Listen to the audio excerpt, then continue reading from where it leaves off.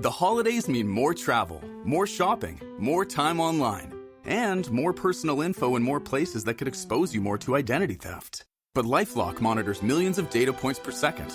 If your identity is stolen, our US-based restoration specialists will fix it, guaranteed, or your money back. Don't face drained accounts, fraudulent loans, or financial losses alone. Get more holiday fun and less holiday worry with LifeLock. Save up to 40% your first year. Visit LifeLock.com/podcast. Terms apply. Hello and welcome into the Birds of the Round Table for another Victory Tuesday edition of the podcast. I'm your host, Shane Haff. You can follow me on Twitter at ShaneHaffNFL, joined as always by the rest of the crew.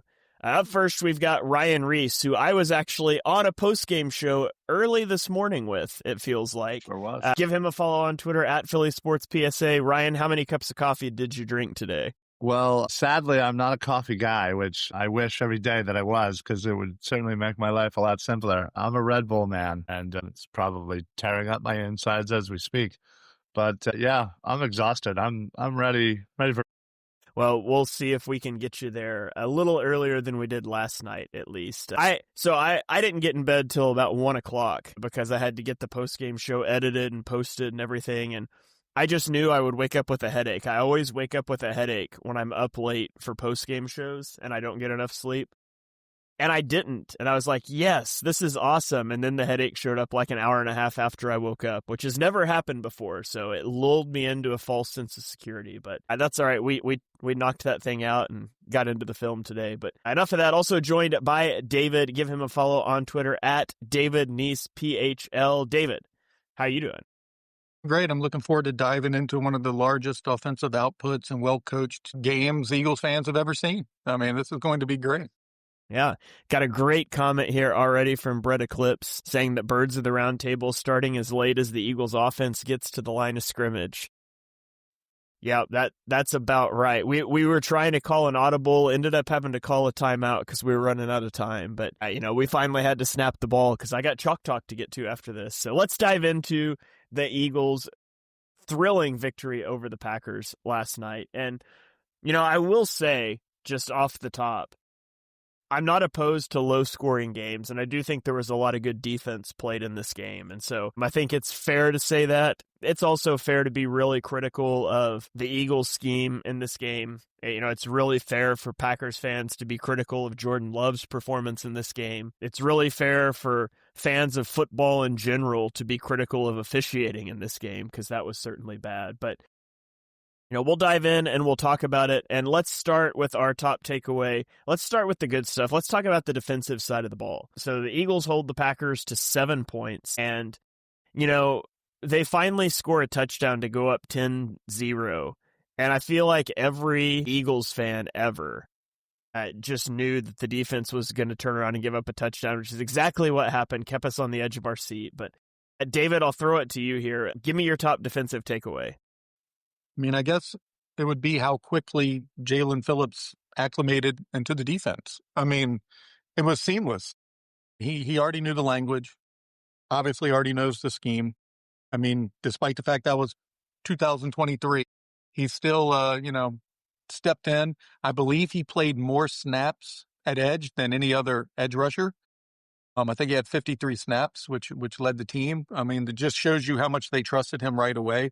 He had 8 pressures, 6 tackles, 5 defensive stops, a TFL, a fumble recovery. He just had one of those, debuts that if the game had been a little more appealing to people, probably would be talked about a little more fondly. But you can't have a much better debut, and I came away very impressed. And if you had to pick, I had a bunch of people ask me this today, but if you had to pick like Jalen Phillips or Josh Sweat, who do you like better in this defense? And I would have to say I like Phillips better in this defense. I know Sweat's flourishing over there with Arizona with 8 sacks, but Phillips just does a lot of things that Fangio asks, defensive ends to do. And it has been, pretty remarkable to see the way he just got on the field in 7 days and dominated the way he did. Yeah, for sure. Brett Eclipse says, shout out to Moro Ojomo making mainstream NFL news for calling out the Packers' exact play. Moro Ojomo had the most impactful zero tackle performance you will ever see in a football game. And it's not just that play. I mean, he had 6 pressures in the game. He had a few where he just like blew up a guy like right at the snap in the run game, and he didn't get the tackle, but he created it for somebody else. And so I thought Moro Ojomo was awesome in this game. Jalen Phillips was awesome in this game. Quinyon Mitchell, my word. Yeah. So there was one play where I think Quinyon Mitchell's probably responsible for letting a crosser go. It ended up getting called back from on the Packers for pre-snap alignment. But outside of that, Quinyon Mitchell was nearly flawless in this game. And I think that's one of my biggest takeaways is just how good Quinyon Mitchell is and how much the pass rush stepped up in this game. I mean, they pressured Jordan Love relentlessly. It's easier to blitz a little bit. It's easier to really pin your ears back when you don't have to worry as much about the receiving threats that are out there for the Packers, and that's certainly part of it. But I thought it was a really good performance by Quinyon Mitchell and Jalen Phillips, as David said, Moro Ojomo. But Ryan, what was your top defensive takeaway? After you guys have just stolen the top 2, I'm going to say how important Nakobe Dean is to this defense. Yeah, ever since he has gotten back onto the field and really began impacting the game, you see a noticeable difference in this defense. And again, and take that with a grain of salt too, because they're still figuring out how to utilize him and Jahad Campbell to try and make it work so that they're both out there in their most opportune moments. So it's only going to get figured out and get better. So yeah, I mean, listen, I was going to shout out Jalen Phillips and Quinyon, but that's all y'all left me with. You were not. But I honestly, I think Dean has been silently one of the most impactful players on this defense ever since he's come back. Yeah, I thought Dean had some really good moments in this game. I did think there were some moments that he and Zach Bond and Cooper DeJean had some issues with passing some things off. A lot of times it seemed to center around DeJean and Dean. Dean and DeJean. That's kind of hard to say back to back, but kind of fun. Well, let's not do that again. Yeah, I think there was some miscommunications there a little bit, and some of that's probably the way the Packers run their offense too, with all the motion. There were several times that the Packers were essentially able to isolate Zach Bond and force him to play a slot corner role, whether that be lining a tight end up to the boundary and then a receiver in the slot, and the way the Eagles match things, or just some of the things that they did. So there were some play calls where they kind of beat the Eagles schematically, and fortunately, a lot of the time, the pass rush was able to largely negate that. So that's the whole pass rush and coverage thing being married together. But let's flip it over to the offensive side of the ball, if we have to. And Ryan, why don't you give me your top takeaway on offense? Yeah, listen, I think this is more of a statement on how well the Packers played. They had goal to kind of limit Saquon Barkley, and they did. They held him to about 60 yards, and again, I think there were a few missed opportunities. Obviously, the turnover, it's not certainly something that has been prevalent in this offense so far this year. So that was just a great play, unfortunately. But that drive was a great drive and on their way to points. So, yeah, obviously, had that gone another way, the game certainly could have looked a little differently and a little bit more out of reach. But, yeah, obviously, there was some struggles. And, I still think that, they're still figuring this thing out. And obviously the shuffling of offensive linemen did not help. I thought Toth actually played a really good game again, being center, and but again, you're messing with Lane, and you got Fred Johnson in there, and then you were bringing him in for jumbo packaging, but it just seemed like that wasn't really working. But I don't know. It seems like just when you think that they might have turned a corner, they kind of take a step back. So hopefully that's all this is, and they'll take a couple steps forward. But I thought the Green Bay Packers defense played the Eagles very well, honestly.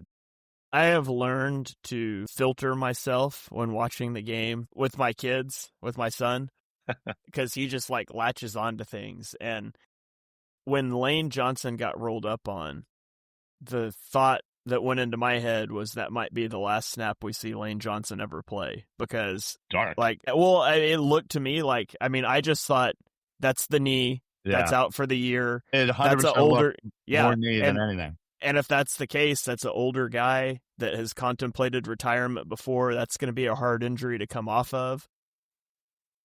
And I just pushed all that down and was like, man, I hope he's okay. And so when the Eagles tweeted out that he was questionable to return with an ankle injury, I was like, oh, that's good news. If it's an ankle, like, you know, maybe it's a high ankle sprain and you miss him for a month.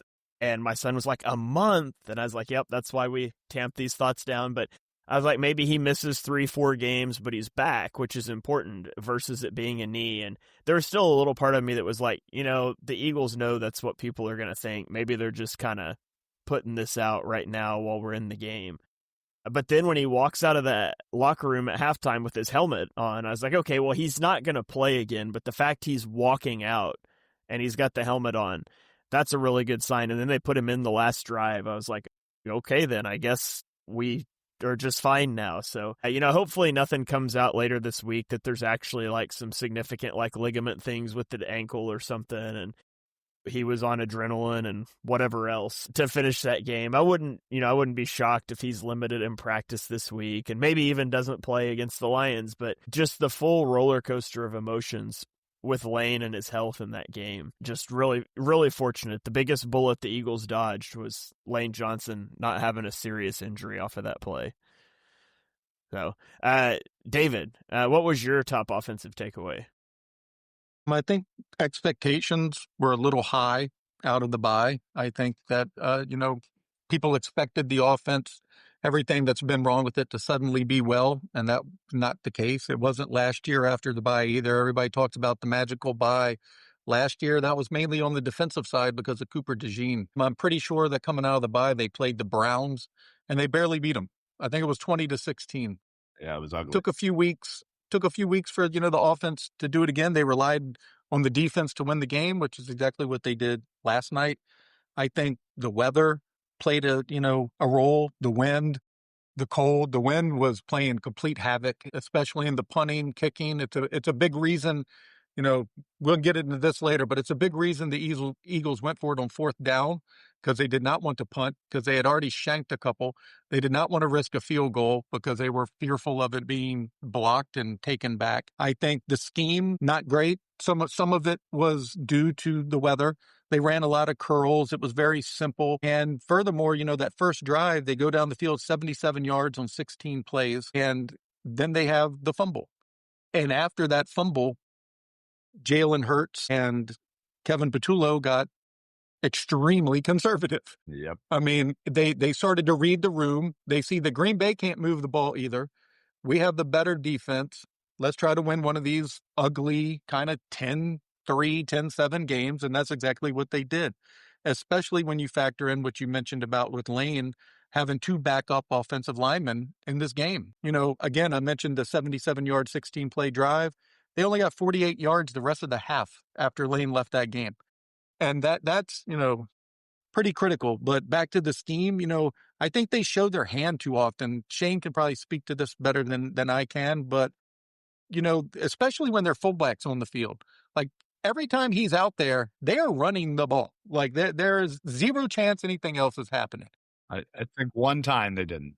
Yeah, I mean, it's just, it's unbelievable. So, there's still a lot of issues, but again, some of it was by design. Some of it's them reading the room. They're going to say that, even on that fourth down try, if they make that fourth down, they win the game 100% of the time. Agreed. If they miss it, they're going to look at analytics and say, well, Green Bay only had a 30% chance of coming down the field and winning the game anyway. So they're going to take those odds and say, you know what, we do this, we hit it, it's a 100% chance. If we miss, we still have a 70% chance. So they're just going to throw, caution to the wind in those situations. And they're willing to accept the public outcry about it and the results. I don't know. What are they, 24-4 over the last 28? Like if you don't like looking at the Eagles all 22, look at the teams that they've played against Philadelphia. Look at the other side of that, and it is pretty ugly. Like the Packers all 22 isn't too appealing this week either.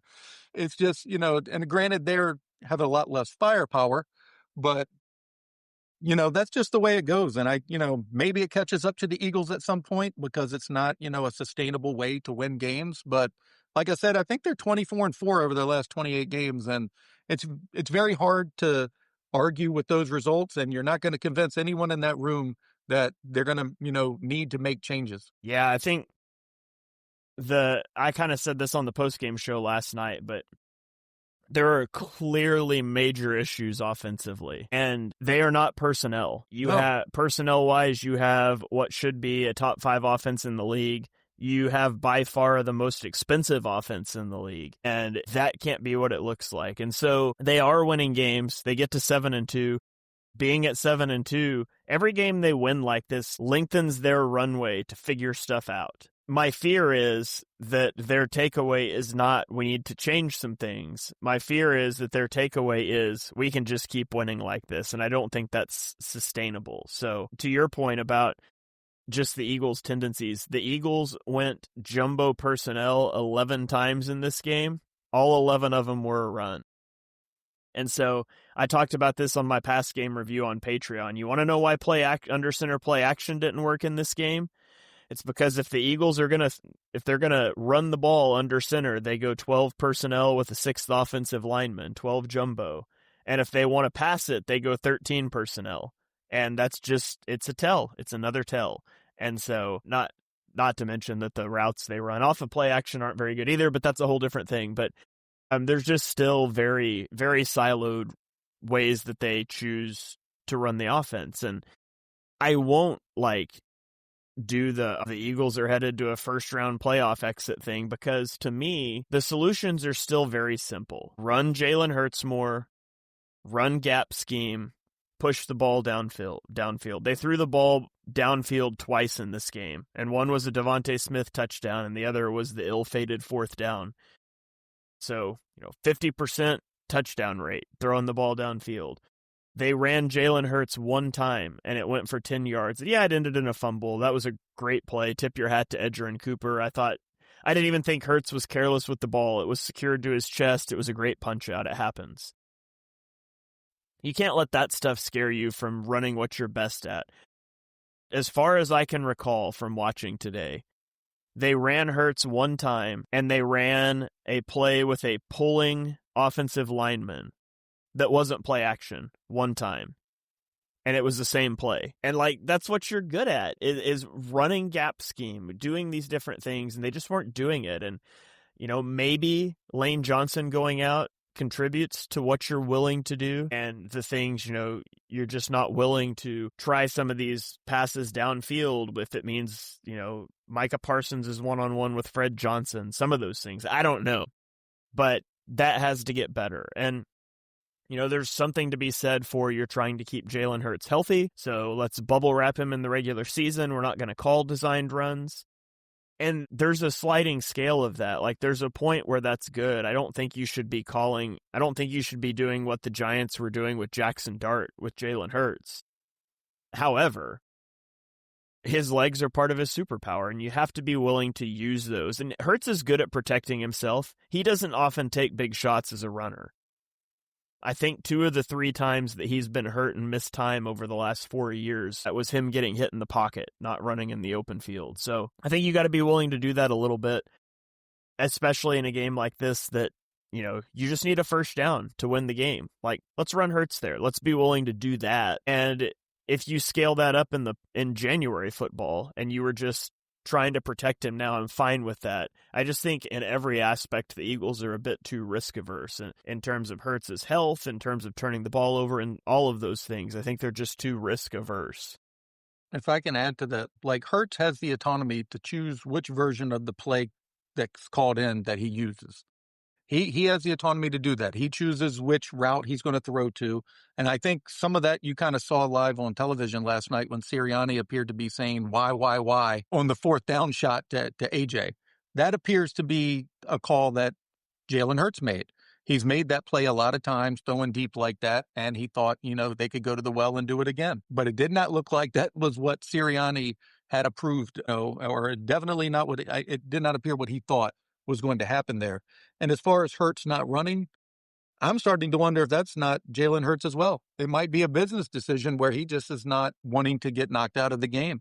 The team has the same data and plethora of more than any of us, and they know the stats too. Every game that he starts and finishes healthy, they win like 95% of these games. And if they can keep him upright, like you alluded to, they believe that, it's very hard to beat them, even with the way their offense is. So I agree with almost everything you say. I'm not completely sure that they're as fed up with the offense as we are. I think A.J. Brown is. Yeah. But I don't know that the, people who look at this every week and that are in those rooms designing the game plan every week are as agitated about it as the fan base. Yeah. I don't think they are either, and that concerns me more somehow. But yeah, anything else that you guys want to mention before we do our players of the game? All right, well, let's get into players of the game then. And Ryan, I'll throw it over to you since we apparently stole your thunder when we talked about defensive takeaways. Who is your player of the game? Yeah, honestly, I think I am going to go with Jalen Phillips. I just think his impact coming in, again, he's been here for maybe, 5 realistic days before, getting out there. And obviously his familiarity with Vic, and that certainly helped bridge that gap. But still, the fact that he was out there most snaps by edge, led, the team in pressures, he essentially got, a sack, even though if he wasn't the one to get him down for the Hunt sack, fumble recovery, again, impactful plays all over the place in his first game. And it was clearly at a position that we needed some help. And especially considering that, we might not be getting a lot of Brandon Graham, considering he was only out there for like 10 plays. I don't see him ramped up that much more going forward. So we're going to need some help, and he's providing it. So, yeah. All right. I just knew you were going to just take Nakobe Dean anyways, but all right. Jalen Phillips for Ryan. David, who is your player of the game? Yeah, you discussed him earlier. He's like a unsung hero in this game. It's Moro Ojomo. I mean, he absolutely wrecked the game, from his play recognition to completely bewildering Jacobs. If you saw the post game, like, he was just completely dumbfounded that they even went through with that play call after he's calling it out. If you watch the game back today, you'll notice that on one of the plays, Ojomo redirected Jahad Campbell on the edge there, like getting him to step away.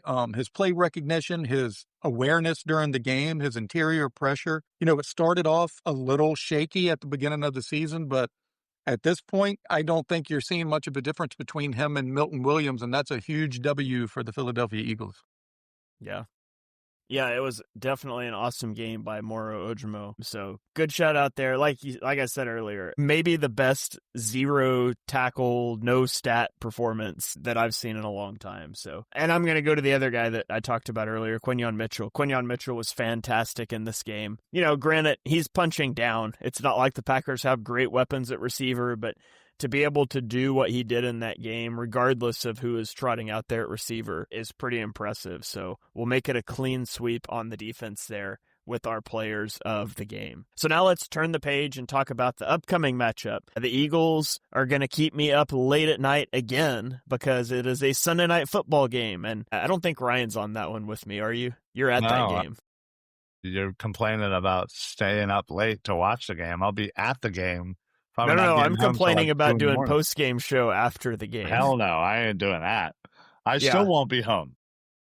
Yeah, Brett Eclipse says, is Quinyon a top 3 receiver? Quinyon is like not a top 300 receiver, because I love the dude, but he's got hands made out of stone. Stone hands, yeah. I'm assuming he meant top 3 quarter, though. Yeah, he's correcting now. Yeah, I think so. I think you look at, I don't know, Patrick Surtain, Quinyon Mitchell, Derek Stingley, Sauce Gardner. Yeah, there's the 5. Yeah, there's a good group up there, and Quinyon is asked to do things a little differently than some of those other guys. But He is definitely. And so often, not to go back, but so often in this game, like, they're just so comfortable leaving him on a complete island and sending his safety help across the field. And there's so many times that they do that, and it allows you to do a lot defensively. But all right, let's flip it over again. It's the Sunday night game. Eagles play host to the Detroit Lions. Huge game here in terms of the landscape of the NFC. The Lions sit at 6-3. The Eagles sit at 7-2. I said going into the bye that if the Eagles could win 2 out of the 3 games after the bye, which it's the Cowboys the following week, you feel really good about their shot to go get the 1 seed, I think. And so, looking at winning that first game is obviously huge. Now you play host to the Lions, and hopefully the Seahawks will stumble somewhere, but this is a huge game because looking down the NFC standings, the Eagles won't meet the Seahawks, so that one's out of their control. But if they beat the Lions, they will have beaten Detroit, they've beaten Tampa Bay, they've beaten the Rams, they've beaten the Packers. They will have a tiebreaker over virtually everybody that can contend with them for the 1 seed, with the exception of the Seahawks. And so this is a huge game. And so we're going to get into our top matchups here. And David, I'll throw it over to you first. What is your top matchup to watch? Eagles offense versus Lions defense. The Eagles offense versus the Lions defense. To me, it's Saquon Barkley. I mean, the matchup feels tailor-made for Barkley to break loose, in my opinion. Detroit's aggressive front can be a little over pursuit heavy at times, and that plays right into Barkley's ability to bounce runs and create explosive plays off of missed tackles. After a kind of grinded out performance in Green Bay, this could be a week he posts one of his statement games and breaks out like a 60-plus yard touchdown, ends up, with a good game. I think it sets, the tone early. I think this is just one of those types of games that the Eagles get another opportunity to prove that their formula works. Win with the line, win with the clock, run the ball, let the defense finish the job. Yeah. All right. Ryan, what about you? What's your top matchup to watch? Yeah, that's obviously a really great one. I think considering the health and the uncertainty at this point, I think it's the Aiden Hutchinson versus Lane Johnson, or I should say offensive lineman Johnson, depending on who it is. So I think should Lane be out there and healthy enough to be out there the entire game, that's going to be, a heavyweight fight. If it's Fred Johnson, as much as I do love Fred, I think we all do, I just don't know if he's up for that matchup against Aiden Hutchinson, who is, certainly a monster on that line for them. And, DJ Reader's not been bad as well. But, yeah, I'm more focused on the Hutchinson versus right tackle, if you will. So, yeah, that's going to be a huge matchup to watch for sure. I'm going to go with the pass game. Just looking at the Lions secondary, Brennan Russell here in the chat mentioned this already, but their secondary is really banged up. Kirby Joseph, questionable. Terrion Arnold, questionable. DJ Reed is on IR. Ennis Rakestraw is on IR. And so there's a lot of guys banged up in that secondary for Detroit. By the way, Vontae Maddox, backup nickel cornerback for the Lions. So maybe you get into some 10 personnel and you force Vontae Maddox onto the field for old time's sake. But just being able to get the passing attack going against the Lions would be huge. I mean, I think it's a place you could probably do that at. They've got a good defensive front. You've got Aiden Hutchinson. Aleem McNeil is a guy that I really like on the interior. They've got good linebackers. I think, it could be tough sledding on the ground game, especially if they want to force this passing attack to beat them. And we know the Eagles are capable of that, but it's been a while since we've seen it. And so I'm looking for potentially a big performance from the passing attack here, especially if the Lions are able to contain Saquon Barkley. So you get to feast maybe a little bit on a banged-up secondary. So let's flip it over to the other side of the ball. Let's go Lions offense versus Eagles. I almost said versus Packers defense, and I don't know why. For me, that matchup comes down to the running game. Are the Eagles going to be able to slow down the Lions running game? Over their last 4 games, the Lions have basically swung back and forth between being a bad running team and a awesome running team. And so they've gone 4 games ago, under 100 rushing yards, they lost. 3 games ago, over 200 rushing yards, and they won. 2 games ago, under 100, they lost against the Commanders, over 200, and they won big. And so they've really swung back and forth. And as this running game goes, so goes their offense. And so, they're catching the Eagles, who have had some issues in run defense at times. They particularly continue to struggle against condensed formations, which the Lions are going to run a lot of when you try to run to the edge. And so this defensive front is going to be tested in a major way, I think, by the Lions rushing attack. Obviously, Penei Sewell, Taylor Decker, really good tackle duo. Hopefully the Eagles are able to, obviously rush Goff, but more importantly, shut down the run game and make this a one-dimensional attack for the offense. So that's what I'm going to be watching for. Ryan, what about you? Yeah, this is tough because the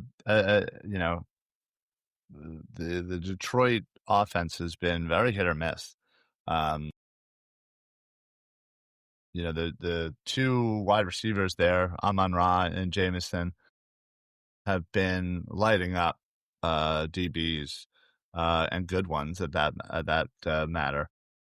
I think kind of a sneaky person, it doesn't get as much kind of attention as Sam Laporta, and trying to neutralize Laporta, because a lot of the times Goff will look to him, when things might be a little stagnant on that offense, and he has a great way of kind of breaking them out of some slow offense. So I look for Sam Laporta versus the linebackers or whomever might be coverage. Bring him. All right. And then, David, we'll throw it over to you. What's your top matchup to watch? Yeah, I think you nailed it with Gibbs. I mean, he's one of the hardest running backs to defend in the league. A week after the Eagles faced the best running back they had seen all season in Jacobs, now they top him and have to deal with another elite running back in Gibbs. And also in the passing game, he's difficult. He has a burst in space. But if there is a weak link to attack the Eagles, I think it's cornerback 2.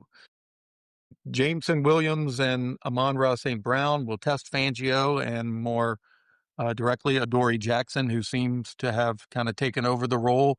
I know the Eagles kind of seemingly wanted Keely Ringo to win that, but it looks like Adoree has kind of taken the bulk of that at this point. And if they get the ground game working at all, they can take deep shots, especially with Jameson Williams, who, just is a track star out there. So I think CB2 is probably a common theme. You could probably say it every week, that it's, a point of contention that teams are going to attack. But yeah, I think that's, one of the matchups to watch. And you didn't see much difficulty in that this week, and people will attribute that to the pass rush, but it was also twofold. It was also that Packers just did not have the type of talent at outside wide receiver that the Detroit Lions are bringing into Lincoln Financial Field on Sunday night. Yeah. All right. Well, let's get into our score predictions, our player of the game predictions. And Ryan, I'll give it to you first. Give me your score. Give me your player of the game. It's hard to...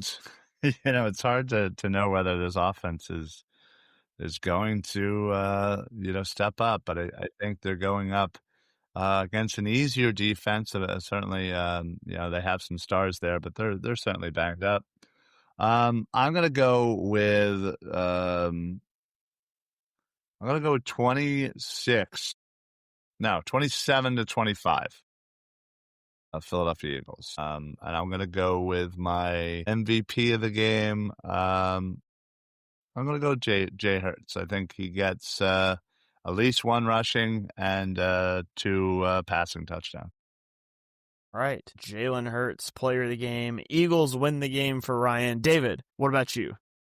Yeah, the last time the Eagles won a game with 10 points was a 10-6 victory over the Cowboys. I believe it was all the way back in 2007. That stat was from Corey Nido, but I not think that would win this game, nor do I think that'll happen on Sunday night. I debated this one a lot because I think this is a really tough matchup for the Eagles. It is a short week. I still think the Eagles just win situational football. They outperform and execute better late in games to just take it out. So I think they're going to do it again. And Jake Elliott kicks a field goal, and the Eagles win 23-20 with 6 seconds left in the game. Take All it. right. All right. Yeah, I think this is going to be a close one. If this is kind of one of those, like if this game was in Detroit, I'd probably take Detroit. But this game's in Agreed. Philly. It's in prime time. It feels like the type of game that Eagles fans are going to turn up for. The Eagles know how important this game is. I mean, guys, Ryan's going to be at the game. And so the Eagles are like undefeated at games that Ryan shows up for and stays to the end of, or something like that. So yeah. So Ryan's going to wear his lucky sweatshirt. The Eagles are going to roll. No, I think it'll be a close game. I still just don't trust the offense if it's a shootout. So I guess I'm feeling like this is going to be on the lower scoring side of things. So I'm going to take East 24, Lions, and wait, David, who'd you say your player of the game was? Didn't. Saquon. It was Saquon. I probably didn't say it, but okay. Yeah. Okay. So Hurts and Saquon off the board. Give me A.J. Brown. A.J. Brown. It's going to be the game. Love it.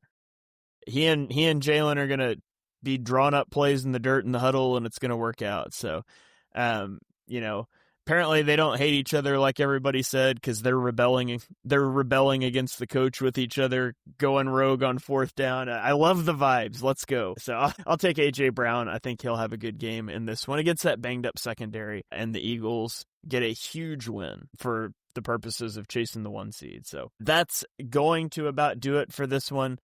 Thank you, obviously, everybody here in the chat, dropping comments. We really appreciate you guys. We're going to throw it around the horn here and give everybody a last shot to call out any final thoughts. So, David, I'll give it to you first. The floor is yours, man. What do you want to plug? Yeah, I don't have anything to plug, but you can find anything I do at my X handle. Just keep following everybody here and keep supporting everything. It's a grind to continue to do this as much as everyone does. We were talking about it pre-show, just how, much more responsibilities get in doing this. Like, it's not just like an hour every Tuesday night. It's just so much more that goes into all this. And we greatly appreciate you guys, helping us in that manner with the comments and engaging on all the social medias and everything. So this is all about you guys, and just an appreciation and thanks for, support and everything that goes into this. It's a lot more than just three knuckleheads talking about the Eagles for 45 minutes every Tuesday night. Yeah, for sure. Shout out to all of you guys. Absolutely. Ryan, what about you, man? Yeah, ditto. But I definitely also wanted to mention Jair Alexander. Yes. Right before we came on, he's decided to step away and officially focus on getting himself right physically, mentally. And it's not a retirement. But he told the Eagles. But I did just see that James Palmer from The Athletic added some extra onto this. He says, my understanding is that this stems from a knee issue that is really taking a toll on Jair Alexander, both physically and mentally. The best course of action was to step back and take some time to get it right. So that's certainly good. We jokingly kind of made it's like, oh, how many games do you have to be playoff eligible? But listen, we're doing okay. We get Bennett back soon. And, again, I'd rather him get completely right. And, even if he's back at the end of the regular season, plays a game and he's ready for the playoffs, that sounds pretty good. That's, in addition right at the end of the beginning of the playoffs. So, but yeah, just to kind of hop on, thank you guys. We do certainly appreciate everything you guys do, making sure that you guys are all always following David and Shane, and even if you want to follow me too, that's cool. But mostly important, and more importantly, Eagles Pin Pull, wherever you find it, whether it's, you're a podcast guy, whether you're watching on YouTube, or we've been having a little issues with Facebook. We'll get that back on. Facebook, Twitch, X, it does not matter. All of that matters to us, that you're sharing it, you're watching it, you're, again, spreading it around. That does wonders for us and makes, all the hard work worth it. So we appreciate you guys. Did you say start spreading the news? Is that what I heard? And I don't think I officially said that, but spreading it around to your friends, your family, enemies, whatever. I think it's one line. You got one line in you. I had to have about 12 drinks in me to start singing karaoke. So We could Should do have hit you that. up last night. I'm a night late.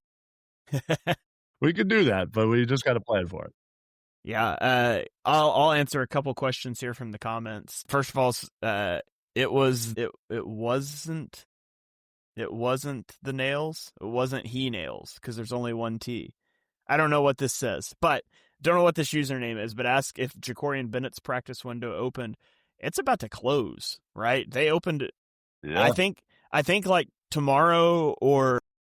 It's either tomorrow or Thursday is day 21, and they will have to activate him or shut him down for the year. So October 22nd is when they open that 21-day window. So if somebody wants to do the math there, you can. But they have 21 days from then. I think it's tomorrow. Yeah. Have to activate him or shut him down for the year. So to my knowledge, that has not happened yet. But I didn't even know about the Jair Alexander news until Ryan mentioned it right before we hit record. So I don't follow the news stuff very well and sometimes. Good luck to Jair as well. I mean, his knee is a mess. It's messing with his head. It's depressing that, it's not where he wants to be either. I know it disappoints fans, but the guy's really going through a lot. And, good luck to him. Hopefully he can, come back, but they put their bodies through hell. Yeah. Joins other legendary Eagles like Frank Gore and Miles Jack. Yeah. Who we did at least get in training camp, and then he retired to become a plumber. Miles Jack. Wasn't that the story that he left? He retired to become a plumber or something like that? And then he, just ended up signing back with, who was it? Pittsburgh, I think. Was it? Did he go back to Pittsburgh? Yeah. Yeah, I don't know. It was I mean, listen. If you were a vet, do not sign with the Eagles this season. They've already made a Zadarius Smith retire. Now they made Jair Alexander retire. Brandon Graham, dude's going to retire again next week or something. No, the other question I wanted to answer, Brett Eclipse asked about Amon-Ra St. Brown lining up in the slot. He does line up in the slot a lot. About 52% of his routes come out of the slots. Q sometimes has some problems with shiftier guys out of the slot.